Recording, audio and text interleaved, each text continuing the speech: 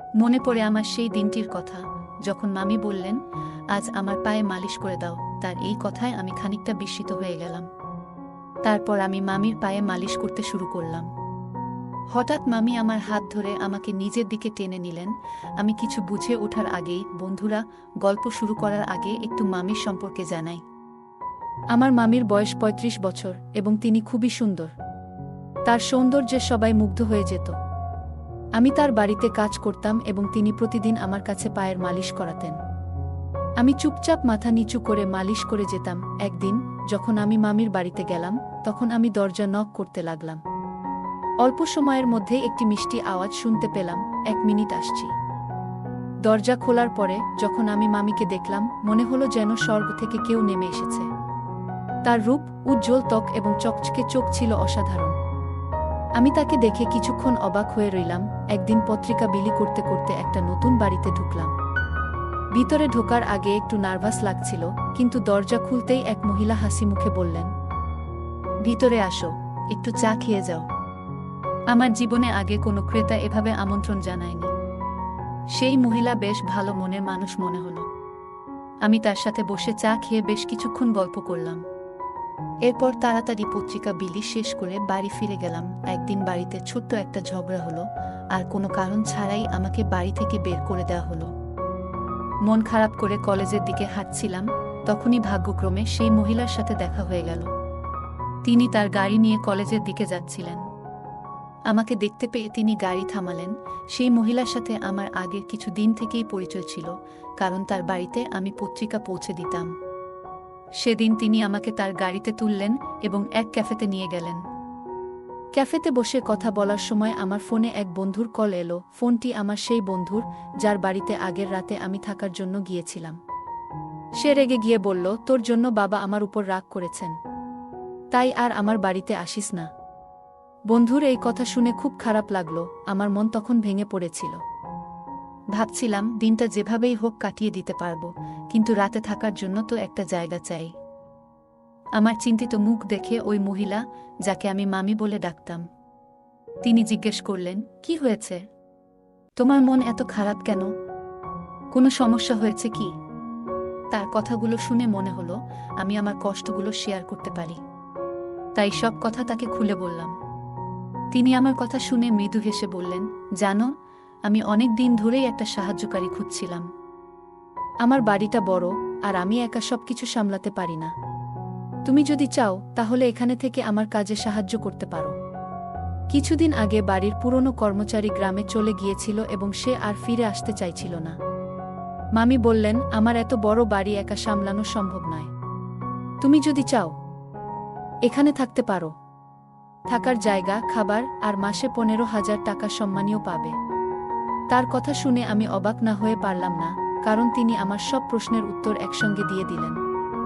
সেই দিন থেকেই আমি তার বাড়িতে কাজ করা শুরু করলাম। থাকার ও খাওয়ার চিন্তা থেকে মুক্তি পাওয়ার পাশাপাশি বাড়ির সমস্ত কাজের দায়িত্ব নিজের কাঁধে নিলাম। এমনকি যে কাজগুলো জানতাম না, সেগুলোও তিনি ধীরে ধীরে আমাকে শিখিয়ে দিলেন। একদিন দুপুরে আমি নিজের ঘরে বসে বিশ্রাম নিচ্ছিলাম, তখন তিনি আমাকে ডাকলেন। বললেন, আমার পায়ে ব্যথা হয়েছে, একটু তেল মালিশ করে দাও। বাড়ির অন্য কাজের পাশাপাশি এমন কিছু করতে হবে তা ভাবিনি। তবে তিনি যা বলতেন তা না করার কোনো উপায় ছিল না। প্রায় ১ মাস ধরে তার বাড়িতে কাজ করছিলাম। এই সময়ে কেউ তার স্বামী বা পরিবারের অন্য কোনো সদস্যকে দেখেনি। একদিন কথায় কথায় জানতে চাইলাম, আপনি এত বড় বাড়িতে একা থাকেন কেন? উত্তরে তিনি বললেন, আমার স্বামী বিদেশে থাকেন, খুব কম সময় এখানে থাকেন, তবে প্রতি মাসে খরচের জন্য টাকা পাঠান। মামি দেখতে বেশ আকর্ষণীয় ছিলেন, তার বয়স আনুমানিক ৩৫ হবে। যখন তার পায়ে মালিশ করছিলাম, হঠাৎ তিনি আমার হাত ধরলেন। তারপর হালকা হেসে বললেন, তুমি জানো, যখন থেকে তোমার সঙ্গে আমার পরিচয় হয়েছে, তখন থেকেই তোমাকে আমার নিজের একজনের মতো মনে হয়। গত কয়েকদিন ধরে আমি লক্ষ্য করছিলাম মামি আমার প্রতি কিছুটা আলাদা আচরণ করছেন। একদিন তিনি হালকা হাসি দিয়ে বললেন, তোমার সাথে সময় কাটাতে আমার খুব ভালো লাগে। মনে হয় তুমি আমার পরিবারের কেউ। আমি কিছু বললাম না, শুধু চুপচাপ মাথা নেড়ে সম্মতি জানালাম। সেদিন রাতে তার সঙ্গে ডিনার শেষ করে নিজের ঘরে চলে এলাম। গভীর রাতে আচমকা দরজা খোলার শব্দে ঘুম ভেঙে গেল। ভাবলাম হয়তো কোনো চোর ঢুকেছে। বাইরে গিয়ে দেখি একজন অদ্ভুত পোশাক পরা লোক দাঁড়িয়ে আছে, আর মামি তার সাথে কথা বলছেন। লোকটি চলে গেলে আমি জিজ্ঞেস করলাম, কে ছিলেন উনি? মামি হাসি দিয়ে বললেন, ও আমার দূরের এক আত্মীয়। মাঝে মাঝেই আসে টাকা চাইতে। আজও তাই এসেছিল। কথাটা শুনে কিছু না বলে আমি ঘরে চলে যাচ্ছিলাম। তখনই তিনি বললেন, তুমি তো জেগে আছো, তাই একটা কাজ করে দাও। আমার পায়ে একটু তেল মালিশ করে দাও। কারণ আমার পা আজ কেন জানি না অনেক ব্যথা করছে, তাই আমার ঘুম আছে না। আমি কোনো আপত্তি করলাম না, কারণ তার দয়ায় আমি এতদিন মাথা গোজার ঠাঁই পেয়েছিলাম। ধীরে ধীরে তার কথামতো পায়ে তেল মালিশ করতে লাগলাম। তবে কাজের সময় তিনি কিছুটা অস্বস্তিকর আচরণ করতে শুরু করলেন। আমি নিজের আবেগ নিয়ন্ত্রণ করলাম, কারণ চাকরি হারানোর ভয় ছিল। সেই রাতটি আমার জন্য খুব কঠিন ছিল। পরের দিনও তিনি কাজে সাহায্য করতে বলা আমি কলেজে যেতে পারলাম না। একদিন দুপুরে আমি নিজের ঘরে বসে বিভিন্ন বিষয় ভাবছিলাম। তখন হঠাৎ মামি আমার ঘরে এলেন, তার হাতে একটা বড় বক্স খুলে তিনি একটা ট্যাবলেট ফোন বের করে বললেন, তোমার পড়াশোনার জন্য এটা এনেছি। মাঝে মাঝে তুমি কলেজে যেতে পারো না, তাই ঘরে বসেই পড়ার কাজ করতে পারবে। তিনি আমাকে ট্যাব ব্যবহারের উপায় বোঝাতে লাগলেন। কিছুক্ষণ পর তিনি ট্যাবে বিভিন্ন ছবি দেখতে শুরু করলেন। ছবি দেখানোর সময় তিনি মজার কিছু ছবি দেখালেন। আমি খুব একটা কিছু ভাবিনি, কারণ এগুলো সাধারণ কথোপকথন মনে হচ্ছিল। তারপর হঠাৎ তিনি বললেন, এই পোশাকগুলো কেমন লাগে? আমি এগুলো কিনেছি, আমার উপর কেমন মানাবে বলে মনে হয়? আমি মৃদু হেসে বললাম, আপনি নিশ্চয়ই দারুণ দেখাবেন। তিনি খুশি হয়ে বললেন, তাহলে একটু পরেই পরি। কিছুক্ষণ পর তিনি ঘর থেকে বেরিয়ে এলেন নতুন পোশাক পরে। তিনি আমাকে জিজ্ঞেস করলেন, কেমন লাগছে? আমি হালকা হাসি দিয়ে বললাম, খুব সুন্দর লাগছে। তবে আমি চোখ নামিয়ে রাখলাম, কারণ নিজের আবেগ নিয়ন্ত্রণ করাই সঠিক মনে করলাম। এরপর তিনি আয়নার সামনে দাঁড়িয়ে নিজের পোশাক ঠিক করতে লাগলেন। তার আত্মবিশ্বাস আর নতুন পোশাকের রূপ একদম আলাদা লেগেছিল। আমি ভেতরে ভেতরে খুবই অস্বস্তি বোধ করছিলাম। একদিকে নিজের অনুভূতিগুলো নিয়ন্ত্রণ করার চেষ্টা, আর অন্যদিকে চাকরি হারানোর ভয়। বাড়ি থেকে বের করে দেওয়ার পর এখানেই আমার থাকার সব ব্যবস্থা হয়েছে, তাই এখানে থাকাটাই ছিল আমার জন্য গুরুত্বপূর্ণ। হঠাৎ করে মামি আমাকে জিজ্ঞেস করলেন, তোমার কাছে আমি কেমন লাগছি? আমি কিছুটা নার্ভাস হয়ে বললাম, আপনি খুবই সুন্দর লাগছেন। এই রূপ আপনার স্বামীকে দেখানো উচিত।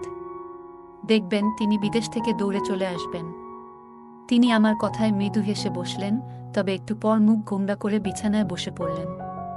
কিছুক্ষণ পর তিনি বললেন, আমার স্বামীকে ভিডিও কলে এই সাজ দেখালেও কোনো লাভ নেই। তার কাছে তার কাজই সব। আমি শান্তভাবে বললাম, আপনি খুবই আকর্ষণীয় একজন মানুষ। তবে আপনার স্বামী হয়তো কাজ নিয়ে বেশি ব্যস্ত। তিনি মৃদু হাসি দিয়ে বললেন, আমার বয়স এখন ৩৫। তবুও তিনি কখনো পরিবার নিয়ে ভাবেননি। আমি এখন একাই জীবনযাপনে অভ্যস্ত, তবে মাঝে মাঝে মনে হয় জীবনে একজন সঙ্গীর প্রয়োজন, যে আমাকে ভালোবাসা এবং আনন্দ দিতে পারবে। তার কথাগুলো শোনার পর আমি আর কোনো কথা বললাম না। মনে হলো তিনি তার মনের কষ্টগুলো ভাগ করে নিচ্ছেন। মামি মৃদু কণ্ঠে বললেন, যদি আমার স্বামী আমাকে সত্যিই বুঝতেন, তবে আজ এই দিন দেখতে হতো না। আমি কারো সমর্থনের জন্য এভাবে অপেক্ষা করতাম না। তার চোখে জল এসে গেল। এরপর বললেন, তোমাকে দেখে আমার বিশ্বাস হয় তুমি কখনো আমাকে হতাশ করবে না। আমি বুঝতে পারছিলাম তিনি হয়তো ধীরে ধীরে নিজের একাকিত্বের কথা শেয়ার করছেন। তিনি সামনের চেয়ারে আধো পোশাকে বসে রইলেন। আমি অস্বস্তি বোধ করছিলাম এবং নিজেকে সামলাতে সেই ঘর থেকে বেরিয়ে এলাম। বুঝতে পারছিলাম সেখানে থাকলে নিজের উপর নিয়ন্ত্রণ রাখা কঠিন হয়ে যাবে।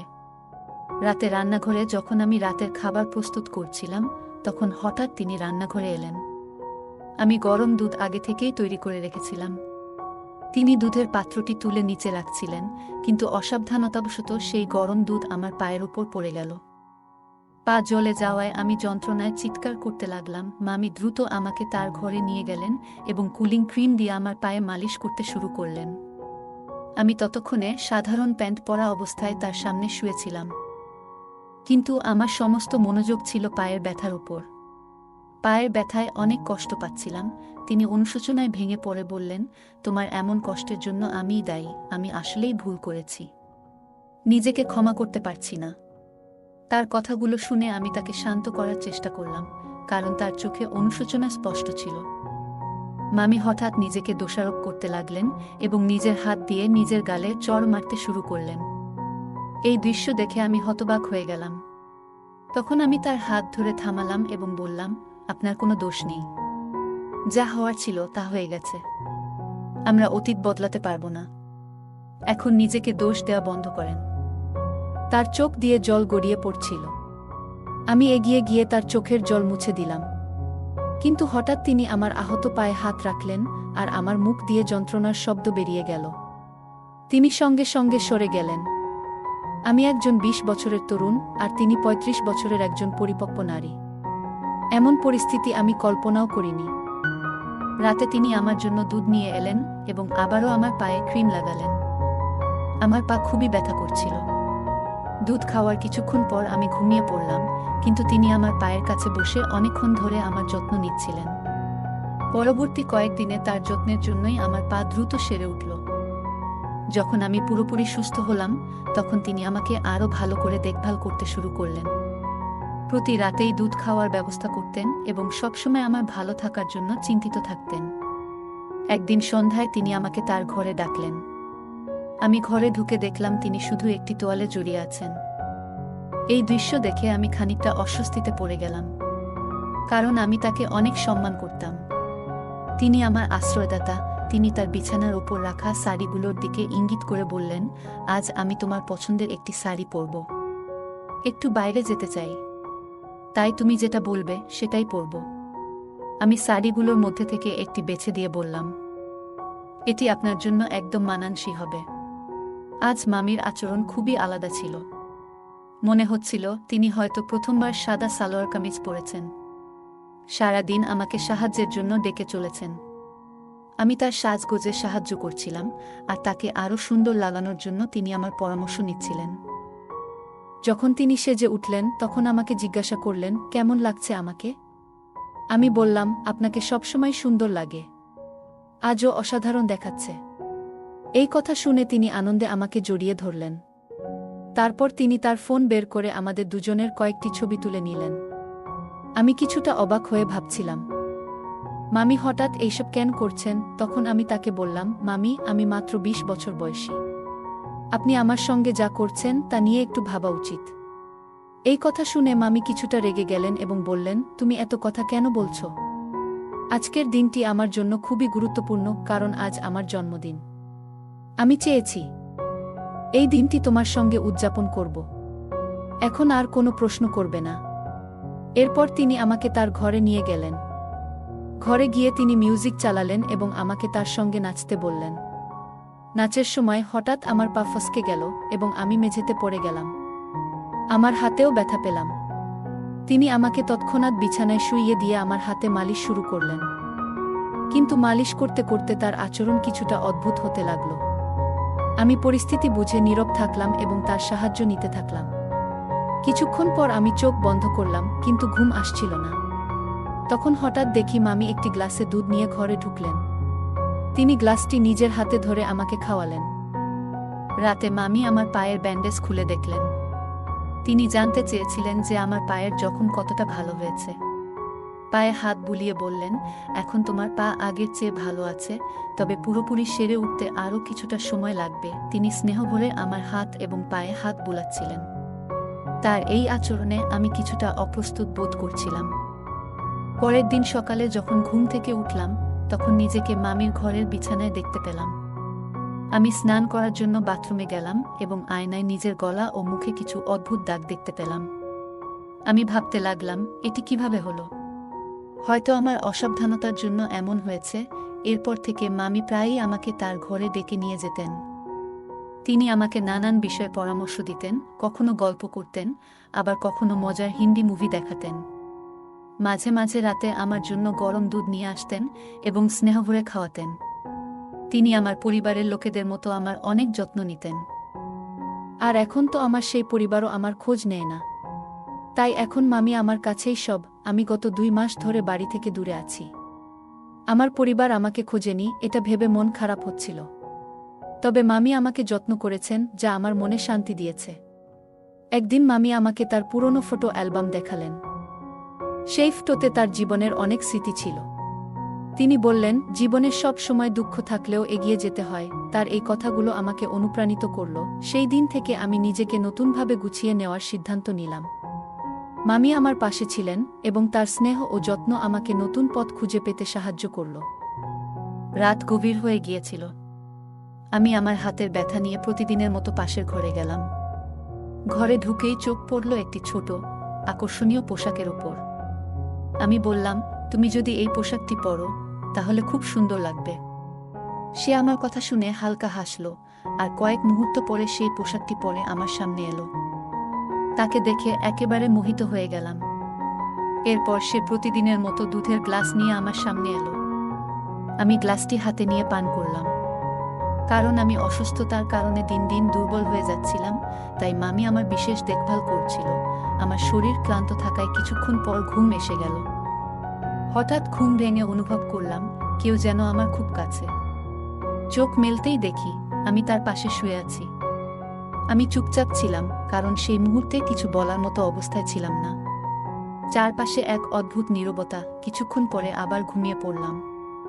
ভোরবেলা ঘুম ভাঙতেই বুঝতে পারলাম আমার হাত আর পা ঠিক নেই।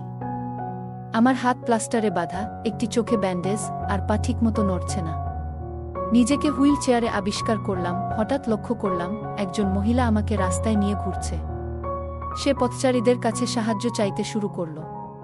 মহিলাটি বলে উঠল, আমার স্বামী অন্ধ এবং পঙ্গু, দয়া করে কিছু সাহায্য করুন।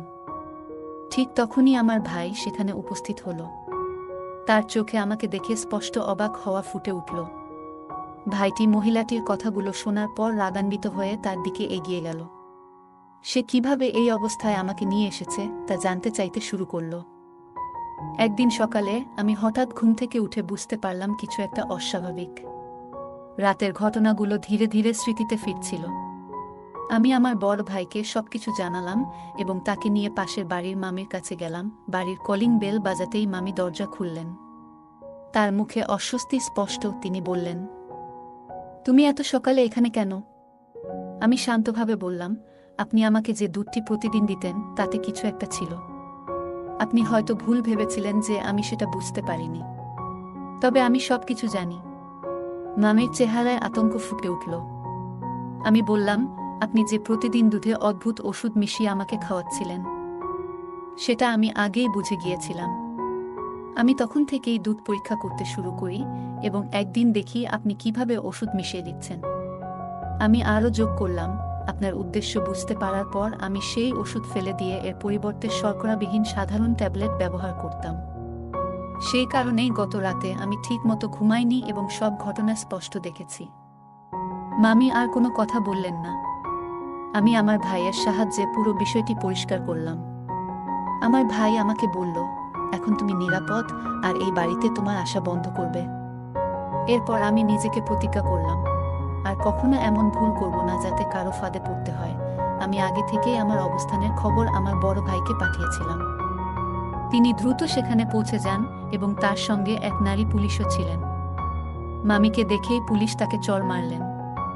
চড় খাওয়ার পর মামি সব সত্যি কথা বলতে শুরু করলেন। আসল সত্যি হলো, মামির স্বামী বিদেশে ছিলেন না।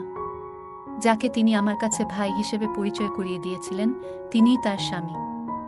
সে কোনো মানসিক সমস্যাগ্রস্ত ছিল না, বরং মামি এবং তার স্বামী মিলে শিশুদের পাচারের সঙ্গে জড়িত ছিল। তারা শিশুদের শারীরিকভাবে অক্ষম করে ভিক্ষা করতে বাধ্য করত। আমাকেও তারা সেই পথে ঠেলে দিতে চেয়েছিল। মামি আমাকে প্রতিদিন দুধে নেশাজাতীয় ওষুধ মিশিয়ে খাওয়াতেন যাতে আমি অচেতন হয়ে যাই এবং তাদের পরিকল্পনার শিকার হই। কিন্তু আমি সময়মতো নিজের ভাইয়ের সাহায্য নিই। সেই কারণেই আজ আমি মুক্ত। আমার ভাই মামি এবং তার স্বামীকে গ্রেফতার করতে সাহায্য করেন। পরবর্তী সময়ে ভাই আমাকে বললেন, তুমি আজ সত্যিই সাহসিকতার উদাহরণ সৃষ্টি করেছ। তবে মনে রেখো, বাইরের পৃথিবীতে অনেক মানুষ আছে যারা শুধু তোমার দুর্বলতার সুযোগ নিতে চায়, কিন্তু তোমার পরিবারই একমাত্র যারা সবসময় তোমার ভালো চায়। আমার ভাই আমাকে সেদিন অনেক গুরুত্বপূর্ণ কিছু বোঝালেন। তিনি বললেন, এই পৃথিবীতে বাইরের মানুষ অনেক সময় আমাদের ক্ষতি করার চেষ্টা করে, কিন্তু মনে রেখো, পরিবারই আমাদের আসল শক্তি, আমাদের নিরাপত্তার ঢাল। তাই কোনো ভুল সিদ্ধান্ত নেওয়ার আগে আমাদের সবসময় পরিবারের কথা মনে রাখা উচিত। ভাইয়ের কথা আমার মনে গভীর ছাপ ফেলল। আমি তাকে কথা দিলাম, আজ থেকে আর কখনো এমন ভুল করব না। আমি পরিবারের পরামর্শ মেনে চলব। ভাই আমাকে জড়িয়ে ধরলেন। আর আমি বুঝতে পারলাম পরিবারের গুরুত্ব কতটা। বন্ধুরা, এই পৃথিবীতে কিছু মানুষ নিজেদের স্বার্থের জন্য এত নিচে নেমে যায় যে তারা ভুলে যায় মানবতার আসল উদ্দেশ্য। কিন্তু যখন তারা সেই ভুল বুঝতে পারে, ততক্ষণে অনেক ক্ষতি হয়ে যায়। আসলে এই পৃথিবীতে আমাদের পাঠানো হয়েছে ভালো কাজ করার জন্য। যদি আমরা সঠিক পথে চলি, তাহলে আমাদের কখনো ভুল করার প্রয়োজন হবে না। সবাই যদি একে অপরের সাহায্যে এগিয়ে আসে, তাহলে পৃথিবীটা আরও সুন্দর হয়ে উঠবে। এই গল্প আমাদের জানায়, কিছু মানুষ লোভের জন্য এত নিচে নেমে যায় যে তারা অন্যদের জীবন ধ্বংস করতেও পিছপা হয় না। গল্পের মামি এবং তার স্বামী শিশু পাচার এবং শারীরিক অক্ষমতার মতো নৃশংস কাজ করত। এটি আমাদের মনে করিয়ে দেয় যে সতর্ক না হলে আমরাও এমন ফাঁদে পড়তে পারি। গল্পের শেষাংশ আমাদের মনে করিয়ে দেয়, আমরা এই পৃথিবীতে এসেছি ভালো কাজ করার জন্য। পরোপকার এবং ন্যায় পথে চললে আমাদের জীবনে কখনো ভুল করার প্রয়োজন পড়ে না।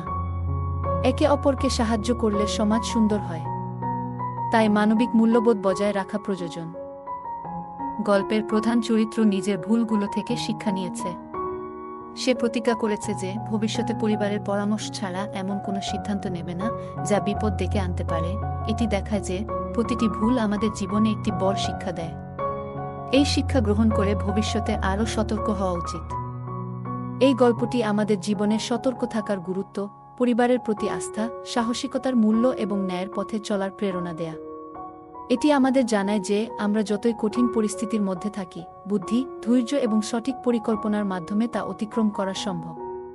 পাশাপাশি মানবিক গুণাবলী চর্চা করে এবং অন্যায়ের বিরুদ্ধে রুখে দাঁড়িয়ে সমাজে ইতিবাচক পরিবর্তন আনা যায়। গল্পটা কেমন লাগলো জানাতে ভুলবে না। আরও মজার মজার রোমান্টিক গল্প শুনতে চাইলে ভিডিওটি লাইক, শেয়ার এবং চ্যানেলটি সাবস্ক্রাইব করতে এবং বেল আইকনটি ক্লিক করতে ভুলবে না। ধন্যবাদ।